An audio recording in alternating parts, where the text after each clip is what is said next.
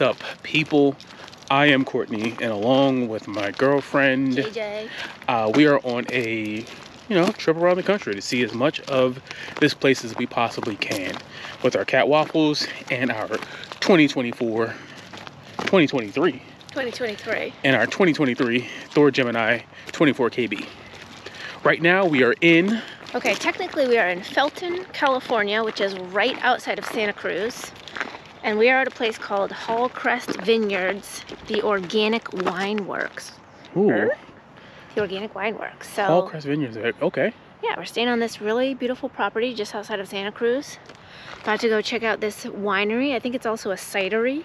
Okay, you like a cider. I do like a cider. Let's go check it out.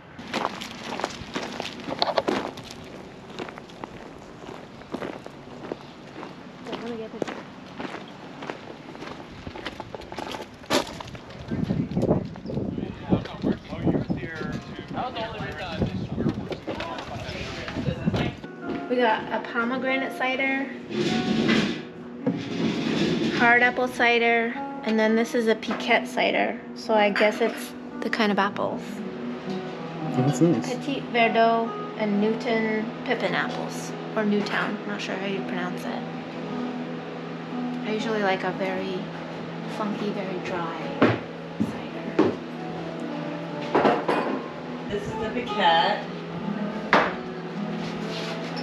A little warm here, just washed, and then probably the pear perfection, because pear always ferments dry. Pear perfection has a pear chardonnay and the hard cider, and the petit verdot has the piquette is petit verdot and apple. Oh, interesting. This one is like, got a little bit of effervescence, and it's a little bit sweet at first. Not super sugary, but it is, it's just very appley. It's very apple juicy, kind of. Not super tart. It does have a dry finish. This one is more yellow in color compared to this first one was much more pink. And this one, less of that effervescence, more tart, more of like a almost like a finish like the way a Belgian beer tastes on the finish, from like the type of sugar that gets used in the fermentation process. Not a big fan of either. They're both a little too sweet, not tart or sour enough for me, which is usually what I like in a cider. I like to get a funky cider.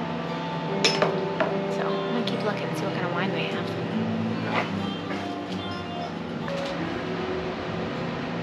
This is a pomegranate cider. Much more flavor. Definitely more of that tart that I was looking for. I think I'll probably get that one. Here's the color.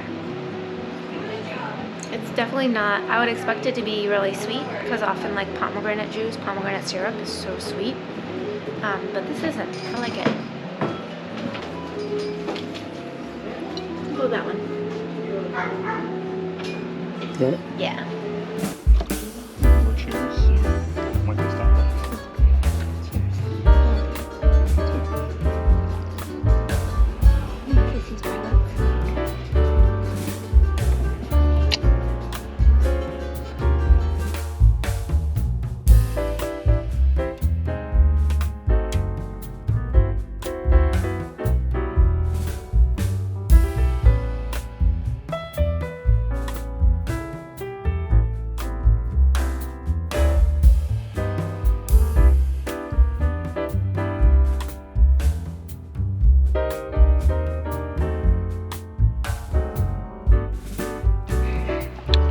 I like that part of these trips always make me feel, or most of this trip makes me feel untraveled, which is why we did this around the United States, because I've never been to any of these places. JJ's been here before, and you like it here, right? Yeah, Santa Cruz is, if I was gonna live in California, I think I would want to live in the Santa Cruz area. It's really cool here. It's like kind of hippy dippy. It's kind of got that like weird vibe like Austin has, that like keep it weird vibe, but more of like a smaller town feel than Austin. They've got a funky like little touristy boardwalk area that's kind of got like Coney Island vibes.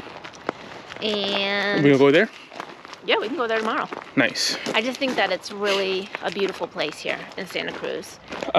This Harvest Host is very nice. The accommodations are pretty chill. There are a lot of people here. Feels like this is the most people we've had at the Harvest Host. Yeah. That we've been at. Yeah, there's 1, 2, 3, 4 other vans and RVs. Including a bike tent. Including another there's Gemini. Another Gemini here. We saw our second Gemini out in the wild. How you feeling, baby? Might be spiraling a little bit. I'm in a better mood than I was. Had to go to urgent care here in California. The indigestion came to a really bad arc, and I started to fall apart. You know, chest pain, indigestion, upset stomach, nausea. The bad news is I have appointments for the rest of the day to get blood work and all of my things taken care of, and I can't eat or drink. So the adventure is now on pause temporarily. Be back. What's good, y'all? I wanted to do like this whole setup and like sit down and make this overly produced, but this isn't a reality show. I have fun on this channel, and I have fun making these videos and touring the country to see as much of America as we possibly can, and like I really enjoy it. And I'm making YouTubes for my family and to document the things and to just entertain if anyone wants to watch. I think part of this is also trying to be as transparent as possible. So I'm just gonna talk about it. Had a very rough week, a very rough week and a half. Part of the name "See It Before It's Gone" comes from a joke that I started before leaving New York City, because I was working for the government and up for this really big job, and part of that job meant I had to get a physical. So I went, and me and some of my coworkers who I was friends with, who actually still do that job to this day, all go into the doctor, and I have an EKG, I have a sonogram, I do the physical, stress test, all of the things. And I was told that my EKG was irregular and that I should go see a cardiologist, just to be cleared so that I can take the next steps in getting this job. I did everything that I needed to do. I was cleared. And then after talking to the cardiologist, decided I might not want to take that job. So I switched and I left the government, which I had been a government employee essentially my whole working adult life, in some form or fashion, whether it be a contractor, military, or working directly for the DOJ, Department of Justice. When I went to the cardiologist told me that my heart it looks a bit older than someone who was my age at the time. And I didn't know. I wasn't taking things seriously at the time. So I was just like, I mean, all right. And I'm making jokes, and I'm back on the streets doing stand-up. And then I started to talk to my family and take it seriously, and went back to the doctor. And the doctor told me I have apical hypertrophic cardiomyopathy. What happens is, through genetics, just through a defect that's passed down through your family, your heart walls and your valves, or at a certain section of your heart, start to harden. So that's what it means by thick. So for a reason that they haven't, I don't know if they fully have pinpointed yet, your heart starts to just stiffen in that one place. It's valve sometimes, it is certain sections, and then what happens is it leads to thickening to the point where your heart can't pump. So it was hard news to sit with. I was given a specialist, a hypertrophic cardiomyopathy specialist. I have a cardiologist, and it is tough because if I ever go to urgent care, or if I ever have to go to the hospital, and to assess what is happening, they have to take an EKG most times. They want to see what's going on the inside. And when I get that EKG, it is always alarming to the medical professionals that I'm seeing because of the apical hypertrophic cardiomyopathy. Right now, according to my specialist, apical meaning apex, it is the main artery towards the bottom of my heart. And I had a cath last year. So a cath, they actually went in through my wrist and into my heart to take a look. So I've actually had my specialist and my cardiologist look in directly into my heart. And they told me that, you know, it isn't as bad as they initially thought. I mean, it's not good, but it's not terrible. But what that did do was spark my anxiety. Now, I don't know if anyone has ever been in a situation emotionally or physically where you were shown, I don't know, you were shown your mortality, you were shown that you weren't invincible. And it's just that, I don't know. For me, it's I'm not someone who is sick a lot. I just have been fortunate, been blessed enough to always have a speedy recovery or avoid ailments. And so this has been a big thing. And I've had very important people tell me, for so many unfortunate folks around the country, around the world, this diagnosis has been bad, very bad. So there's a lot of stories of athletes, mostly people who perform at a high level, and I don't perform at a high level at all. But just in these cases, people who perform at a high level and then in mid-action drop dead. And it is hypertrophic cardiomyopathy. Now, what this did was, I think it has sparked anxiety that has already been in me. I've always been an anxious person. I've always been a nervous person. Confident, but nervous. And I would say, you know, military and some of the other jobs that I worked did not make it easy to be not nervous, because it taught me to be hyper aware of my surroundings. So I'm always head on a swivel. If we go somewhere, and these are the things that I don't show, but if we are sleeping in a parking lot, if we are going somewhere where we don't feel safe, everyone in the house can go to sleep, but I'm up and I'm watching. I don't see everything, but I try to see everything. So having this diagnosis has raised my anxiety in a different way. It's made me want to hold on to everything, like everything in the moment, but also it's making me panic about not being in control. And I think part of my adult life has been gaining and controlling situations so that I can avoid my anxiety, so I can avoid the awkwardness, so I can avoid the pressure, even depression.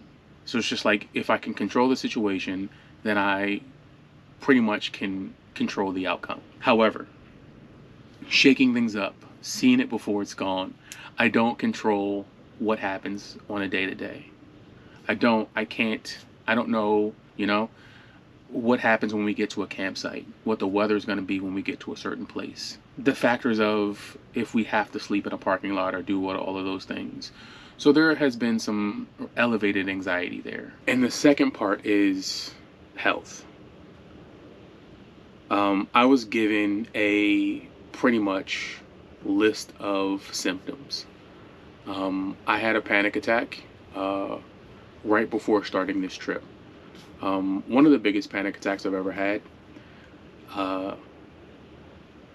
It was about leaving New York, leaving my community, leaving the things that I felt I was in control of, even if I wasn't, and starting a new journey. The panic attack led me to go to the hospital and talk about hypertrophic cardiomyopathy again with a new set of doctors, because I was no longer in the city where my primary care physician was. And they asked me about symptoms, and they gave me a list of things that are indicators or just questions for people who they know have experienced hardships with my disease.